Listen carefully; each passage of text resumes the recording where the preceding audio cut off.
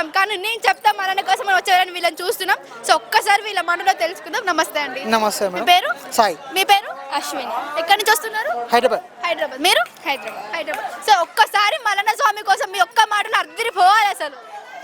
అదిరిపోవాలంటే రావడమే అదృష్టం అనుకోవాలి ఒక్కొక్కరికి. ఇక మనం రావాలని కాదు, మనం మనసులో ఉన్న కూడా మనం ఏ పరిస్థితిలోనో రావచ్చు ఇక్కడికి. ఇంకొకటి మీకు చెప్పాలనుకుంటున్నాను, మాకైతే కాళ్ళు ఘోరంగా కాలుతున్నాయి. బట్ ఇలాంటి టైంలో కూడా భక్తులు తరలి వస్తున్నారు, వచ్చి మల్లన్న స్వామి కోసం వెయిట్ చేసి మరి దర్శనం చేసుకుంటున్నారు. సో మీకు ఎలా అనిపిస్తుంది అసలు? హ్యాపీగా అనిపిస్తుంది రావడానికి. ఎన్ని ఇయర్స్ నుంచి వస్తున్నారు?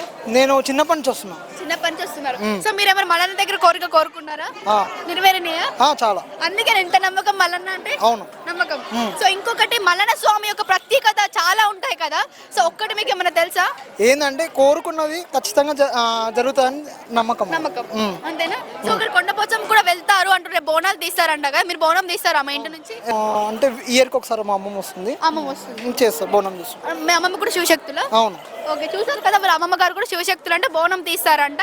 సో ఇంకా యూత్ అంటే ఎప్పుడైనా సరే మనం చూసుకున్నట్లే యూత్ టెంపుల్స్ అంటే ఏంది అని అంటారు. సో ఇప్పుడు ఇక్కడ మల్లన్న స్వామి టెంపుల్ లో చూస్తే అందరు యూతే. అసలు ఏంటి మల్లన్న స్వామి యొక్క ప్రత్యేకత ఇంతగానం ఉందా? మల్లన్నకి భక్తులు అంటే యూత్ ఉంటది, ఎందుకంటే మల్లన్న క్రేజ్ అలాంటిది. రావాల్సింది మల్లన్న టెంపుల్ పక్కా. అంటే ఇప్పుడున్న జనరేషన్ లో స్టేటస్ అన్ని లవ్ ఇవే చూస్తాం, కానీ సండే వచ్చిందంటే మాత్రం ప్రత్యేక స్టేటస్ మల్లన్న సాంగ్స్. అసలు ఏంటి అసలు అంత ప్రత్యేకత? స్టేటస్ కూడా అంతే, సండే వస్తే మల్లన్న సాంగ్ అనేది పక్కా ఉంటుంది. అలా ఉంటది. మల్లన్న స్వామిని చేస్తే గూస్ బంప్స్ వస్తాయి అంటారా? పక్కా. ఒక్కసారి మనం కూడా గర్భగుడిలోకి వెళ్ళి మల్లన్న స్వామిని చూసుకుందాం.